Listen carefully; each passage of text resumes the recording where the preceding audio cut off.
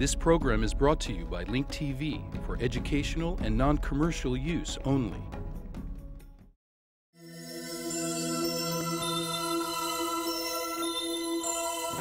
Mosaic, a daily news program from Link TV, presents a selection of news reports from independent and state-controlled broadcasters from throughout the Middle East.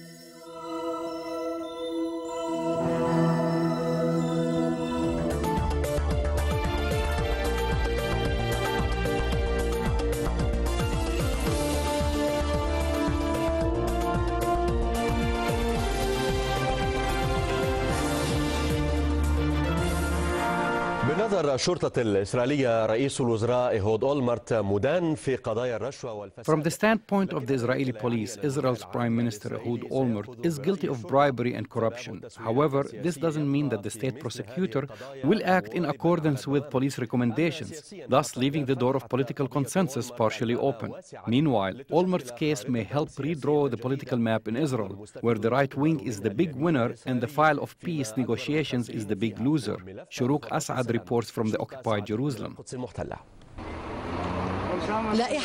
The list of charges and police recommendations needs the approval of the state prosecutor to be binding. This brings the ball into the state prosecutor's court. However, the prosecutor may not go with police recommendations, as was the case with other political figures, including Ariel Sharon, Barak, the former president of Israel, Katsav, and Yitzhak Rabin. Rabin wasn't indicted on similar charges during 1975 and 1977. Instead, he resigned. Olmert's case is being influenced by the political balance and the competition among Israeli parties. Regardless of the decision that the state prosecutor may render in the case, Olmert is practically finished, and the issues he is facing are directly impacting the political road in Israel, with the Likud party and Netanyahu as big winners. Whether he's prosecuted or not, Olmert is finished. This is rather clear. The corruption charges, if pinned on Olmert, will help damage the credibility of the Kadima party. And this may open the door to Netanyahu, who may form a new Kadima party that appeals more to the far right. All eyes are now focused on the elections of the Kadima party and who may succeed Olmert, Livni or Mofaz, with some speculating that neither one will be able to form a strong government. With this, it is likely that Israel is heading towards early general elections. The stumbling political files that Olmert has opened with the Palestinians and the Syrians will likely be frozen. Meanwhile, the politicians in Israel are entering into a new stage of personal competition. Amidst this, the Israeli general mood is strongly favoring the right wing. Shuruk Asad, Dubai TV, occupied Jerusalem.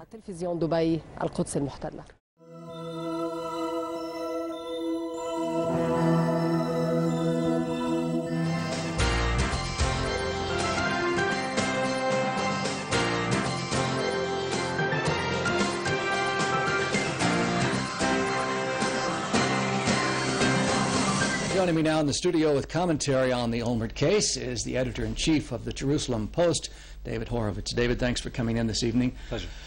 Justice Minister Daniel Friedman has accused the police today of ousting the Prime Minister with their own hands. Is that a fair charge? I don't think so, because their recommendation has no legal validity. I don't think it adds anything new to the episode that the public didn't know. I don't think it weakens Olmert any further.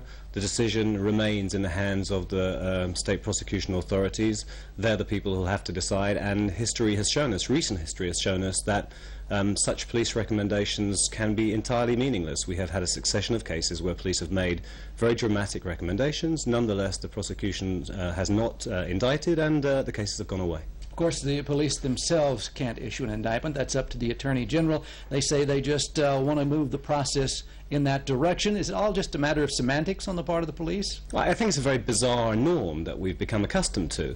I don't know about its origins. I don't know about its parallels in other countries. It seems to be an irrelevance, and it seems to be unnecessary. The police have completed their work, or they're proceeding with their work. They're reaching conclusions. They hold meetings all the time. They're being accompanied by key figures from the prosecution authorities. What they have to weigh in on this would seem to not be central to that prosecution decision. The law experts, the legal experts, the people who know they have to make the charges stick, they're part of the process anyway, and it's their decision that matters. Even with their recommendation, it looks like we may still be a long way from the Attorney General making a decision whether or not to indict. Yeah, it does. The recommendation by the police does not hasten that day at all. Maybe it signals a certain completion of various police processes, but it will fall to the Attorney General, and he has this process to go through, and there's the requirement, the legal requirement, if charges are being considered, for the Prime Minister to have a hearing and so on.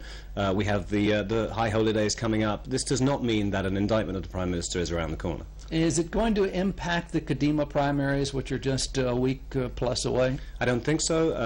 Again, all the political maneuvering has been done, and the whole process of Kadima had been undertaken because it was clear that Olmert was stepping down, and therefore we have this primary unfolding, and then we have the political issues of who will win and can they form a coalition and so on, and will Olmert therefore stay on a little longer if we're going to have new elections. None of that process has really been affected by the fact that the police have made this public recommendation. Of course, Olmert, as you mentioned, is stepping down, but here in Israel politicians have a way of resurfacing. Is this going to be the death knell for Eid Olmert's political career, or are we going to see him again? Well, you know, you'd assume that you could draw a line under a Prime Minister's career if it turns out that he's indicted for serious offences. But you hesitate to draw lines under people's careers in Israel, as you say, because we have this habit in Israel of ousting Prime Ministers and bringing them back nonetheless. And most dramatically, perhaps in this context, although it's a different sphere of activity, Ariel Sharon was kicked out of the Defence Ministry, and therefore the assumption was not merely that he couldn't be Prime Minister, he couldn't even be Defence Minister again, and yet years passed and he came back as Prime Minister. So it certainly looks very bleak for Olmert, but in Israel you don't say never. David Horowitz, Editor-in-Chief of the Jerusalem Post. Always good to have you with us, David. Thanks.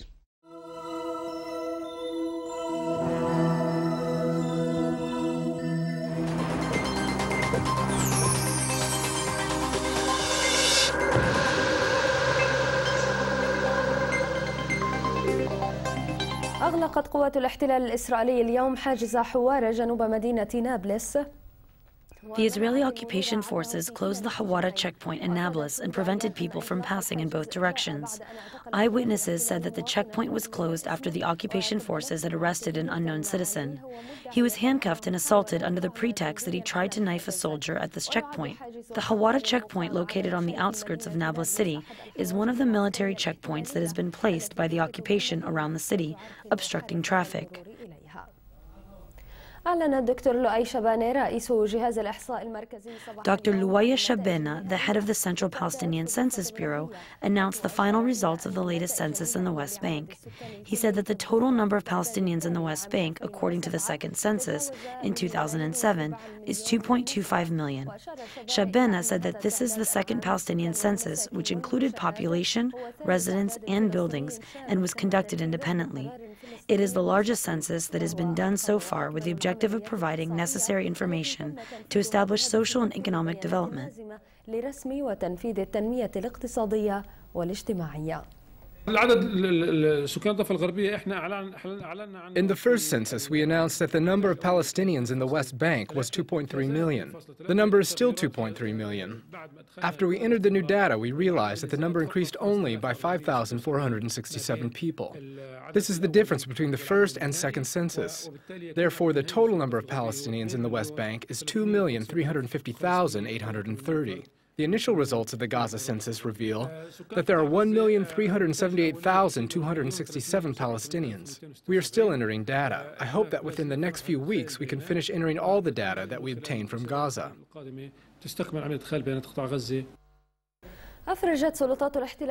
The occupation authorities released political prisoner Noura al-Hashlaman after 2 years of administrative detention, during which she went on a hunger strike. Noura al-Hashlaman, who was threatened to be expelled from the West Bank, is the mother of 6 children and lives in the city of Hebron. Her facial expression looked as if she was yelling silently now that she was finally free. She said that she shook the prison bars in disbelief when she first heard the news.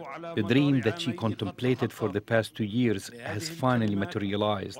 These were the words of Nour al-Hashmalon as she was describing how she felt when she first received the news of her release, and that she will finally be able to hug her 6 children.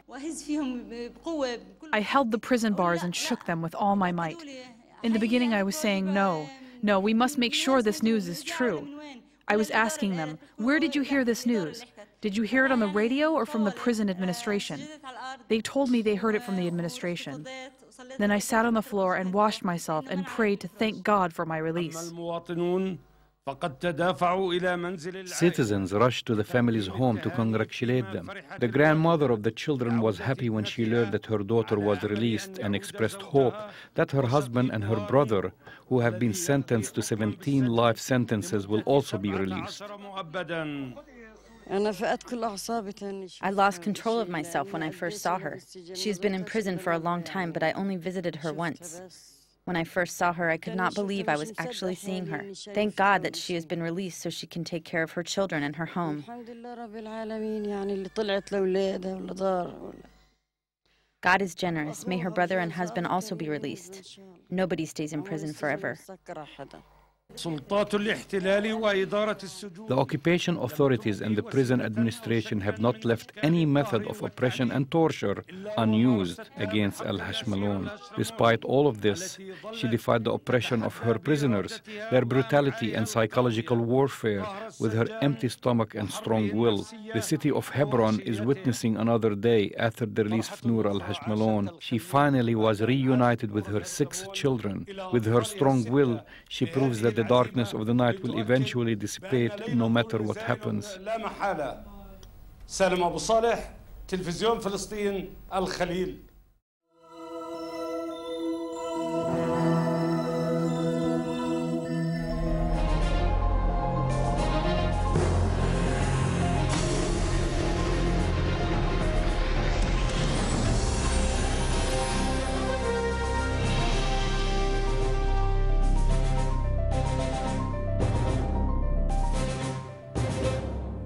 أفاد مراسل الجزيرة في إسلام آباد نقلا عن مصادر أمنية أن 20 Security sources told an Al Jazeera correspondent in Islamabad that 20 people were killed and nearly 30 others were wounded in a shelling targeting a tribal area in Pakistan's northwestern region of Waziristan.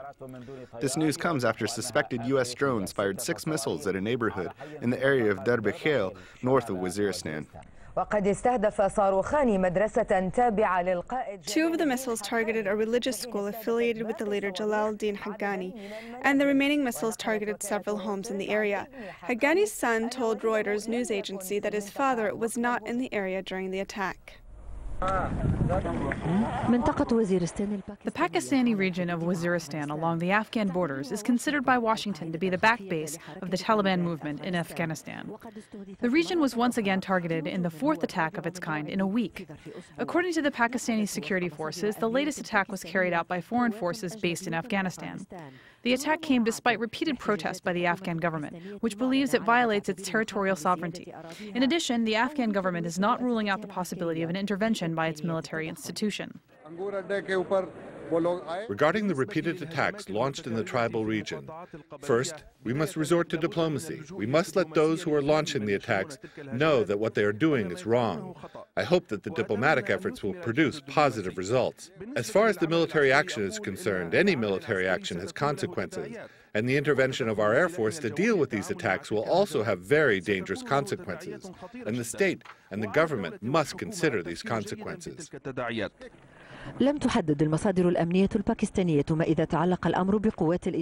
Pakistan security sources didn't identify the name, the implicated party. Was it the ISAF that is affiliated with NATO or the US-led coalition forces? The scenario of the attack partially reveals the identity of the perpetrators. Regarding the drone attack in Waziristan, Pakistan knows that only the US owns these types of planes in Afghanistan. The drones fired missiles at a home adjacent to a religious school owned by Jalal ad-Din Haqqani, one of the most prominent leaders affiliated with the Afghan-based Taliban movement and at the top of Washington's most wanted list. According to eyewitnesses, dozens of people were killed and several others were wounded, including several women and children in the attack. Along with his son, Haqqani, who was the likely intended target, was not hurt in the attack, as confirmed by Haqqani's family. It seems that Haqqani was the big fish that the United States was pursuing. It would have been a precious gift by Bush to his Republican Party, which has suffered from embarrassment in its so-called war on terror. In addition, killing Haqqani would have helped ease the disappointment of the American voter, who will see the anniversary of the September 11th attacks as an anniversary of Bush's departure, as well as an anniversary for the return of the Taliban. ستكون أيضا ذكرى رحيل بوش وعودة طالبان.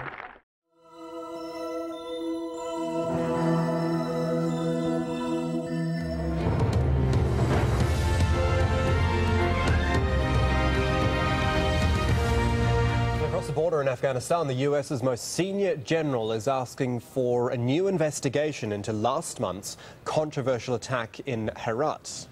The original investigation into the US-led operation in the western province said 30 Taliban fighters died, along with just 5 or 7 civilians. But local residents, the United Nations and the Afghan government claim the civilian death toll was much higher. James Bays reports now from Kabul. It's now more than 2 weeks since a US airstrike in the village of Azizabad in the west of Afghanistan, causing anger and grief. Villagers say more than 90 civilians died, about 60 of them children. President Hamid Karzai went to the scene last week, consoling distraught villagers. An inquiry he ordered and a UN investigation have confirmed that those that died were civilians. And the president has angrily demanded those responsible be brought to justice. The US military carried out its own investigation of what happened here. For over 2 weeks, it maintained that only a handful of civilians died and that most of those killed were Taliban. Now, however, the NATO force commander, General David McKiernan, in his capacity as America's most senior commander in the country, has issued this statement. In the light of emerging evidence pertaining to civilian casualties in the August the 22nd counterinsurgency operation, I feel it prudent to request that US Central Command send a general officer to review the US investigation and its findings with respect to new evidence. It's believed that new evidence is video and photographs taken in the immediate aftermath that show the bodies of many of the dead children. There will be considerable fallout from this incident. It's strained relations between US commanders and the Afghan government. Some UN officials are barely speaking to the American military, and there's unease among NATO nations. But most importantly of all, it will affect Afghan public opinion, turning even more people against the foreign military involvement in their country. James Bays, Al Jazeera, Kabul.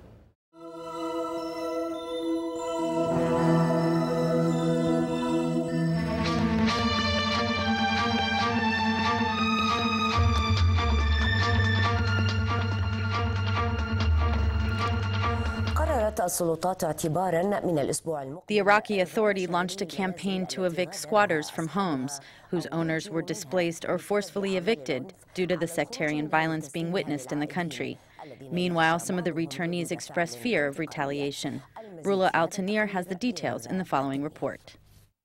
تلقي مشكلة النزوح والتهجير بظلالها على العاصمة خصوصا أن 43% من The problem of forceful immigration and displacement is overshadowing Iraq's state of affairs, especially in and around the Iraqi capital, where 43% of nearly 212,000 displaced families fleeing the violence came from. الأمن العراقية ستكون في حال طوارئ في 2 أيلول لكي تباشر في إخلاء منازل. Meanwhile, the military spokesman for the Rule of Law Security Plan, Major General Qasim Atta, said that the Iraqi forces have launched a campaign to evict Baghdad squatters from the homes of the displaced families, which may trigger clashes between the squatters and the security forces.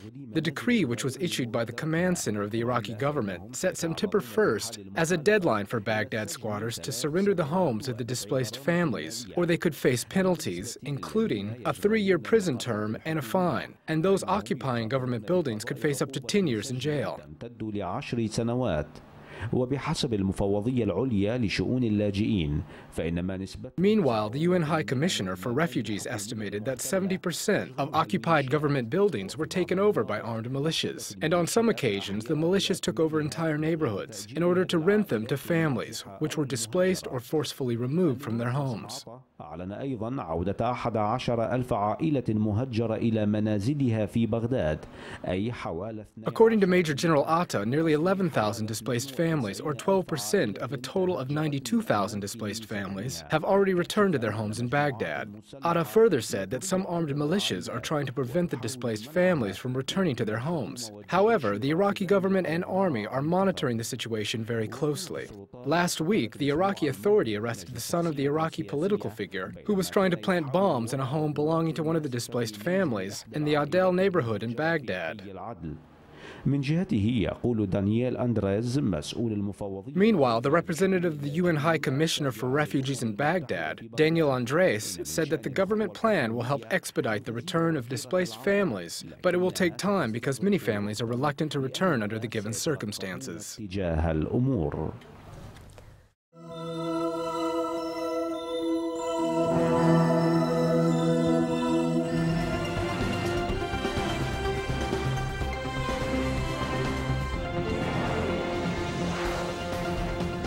An Iraqi lawmaker has accused the US of involvement in the failed assassination attempt on former Prime Minister Ahmed Chalabi.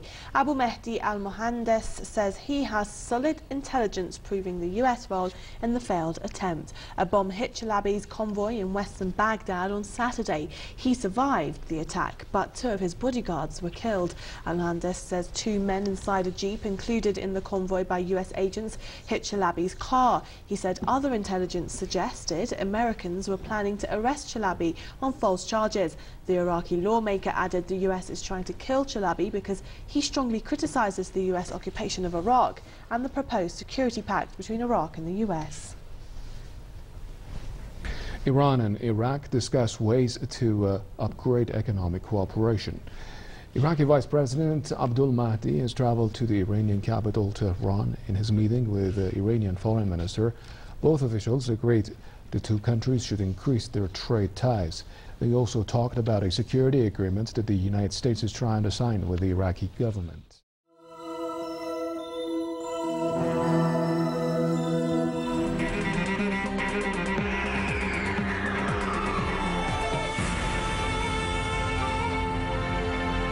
نبدأ من مصر مشاهدينا ف51 قتيلا هي آخر. In Egypt, 51 people have been killed. That is the latest indefinite toll of the victims of the rock slide in the Muqattam mountain in Cairo. Egyptian rescue teams continue to try to reach those alive who remain under the giant rocks.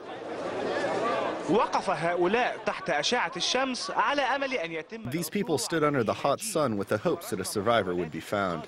Despite rescue attempts being carried out by a group of armed forces in coordination with private companies, most of those who were pulled out of the rubble had already died. This compelled most of the residents to demand an urgent solution to their problems in order to avoid a catastrophe.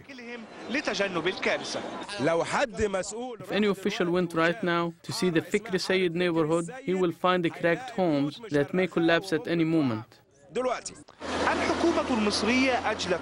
The Egyptian government evacuated more than 190 families who are residents of the mountain in order to study the area amidst news that confirmed that breaking through the cracks will lead to another rock slide. الجبل بيتآكل. المنطقة الفوقانية الصلدة بيبقى فيها بيوت وما فيهاش صرف صحي. The mountain is being eaten away. The hardtop portion has homes on it and sewer systems. The water seeps down to the bottom, causing the soil to swell and erode. وتبتدي تتآكل والناحية الثانية بيحصل تحجير والتحجير دوت On the other hand, the rock is being chiseled at, and they heat up the deposits to make other things. So the mountain in this region is being eroded from the inside, regrettably. The Egyptian government is facing difficulties in providing compensation to the hundreds killed due to the difficulty of obtaining any information about the existence of missing people. The government is studying putting forth an alternative plan to relocate the residents of Manshia Nazar and Dwaka, who live on the mountain after receiving repeated complaints about the difficult living conditions in these regions. I'm from Dwaka. I've been there for more than 15 years. When the Suzanne residential area was built, it was a very good development. But regrettably, there are some residential areas in the back where there is trash, sewage, and people who have built up random shanties. In the past few years, a number of the researchers warned against the danger of the spread of shanty towns in Egypt and the importance of providing alternatives to them. The question is, can we remove or destroy a portion of the shanty towns? Certainly. We must build new areas in the shanty towns so that people can live in them.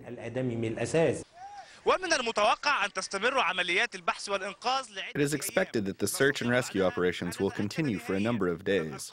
Afterwards, we will be able to confirm the final number of casualties and deaths due to the rock slide in the Muqattam mountain. Ahmed Osman, Al Arabiya.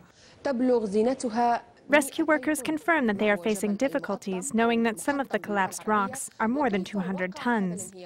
What is the Muqattam mountain? And how did this rock slide happen? The top of this mountain, the Muqattam mountain, is the highest point in Cairo where one can see all four sides of the capital. The Muqattam is one of the most important historical mountains in Egypt. It is located east of the Egyptian capital of Cairo, a distance close to the center of the city. It is located on a mid-high hill that is 14 square kilometers. Its highest point is 240 meters. It is raised on the edge of a limestone rocks that are 60 meters high. The mountain includes upscale residential neighborhoods and other shanties. The rock slide took place in the Manshia Nasr neighborhood, known as the Poor People's Neighborhood, which is located on the western side of the old mountain. There are two different kinds of homes there.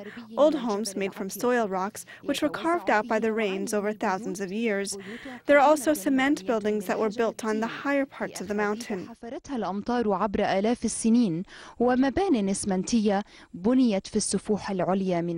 population is currently 800,000 people. The huge group of rocks which fell were nearly 100 tons and destroyed buildings located at the bottom of the mountain, most of which were 2 stories high.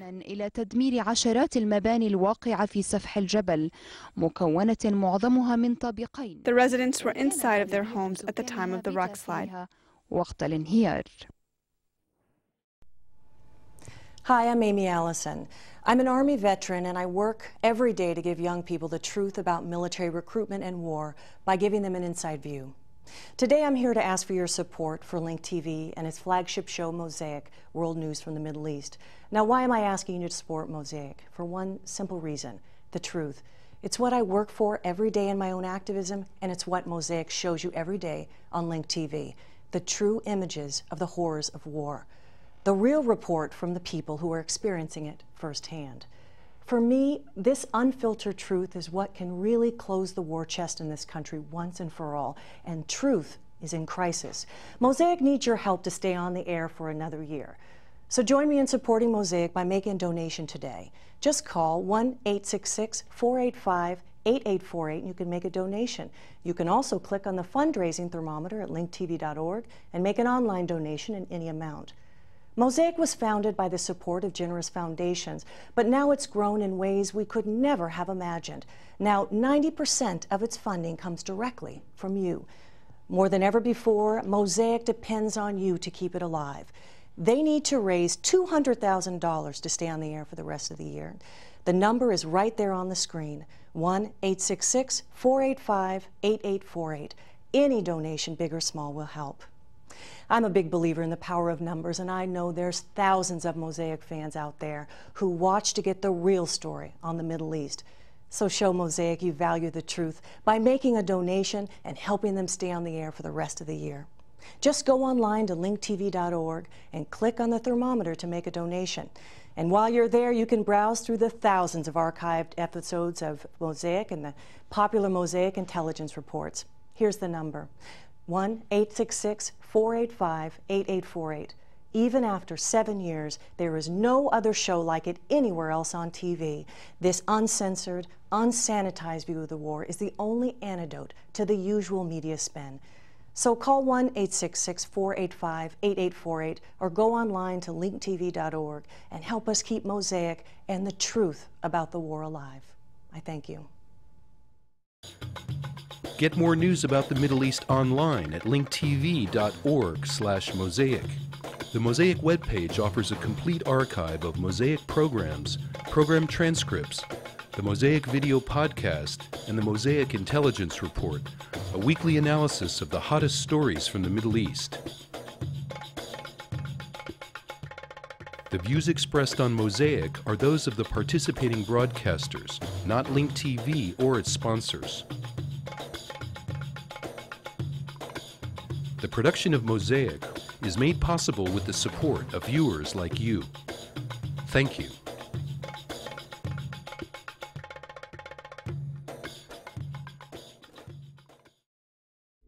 This program was brought to you by Link TV for educational and non-commercial use only. Link TV is the only U.S. television network devoted to global and national news, with uncompromising documentaries and diverse cultural programs. Programs which connect you to the world.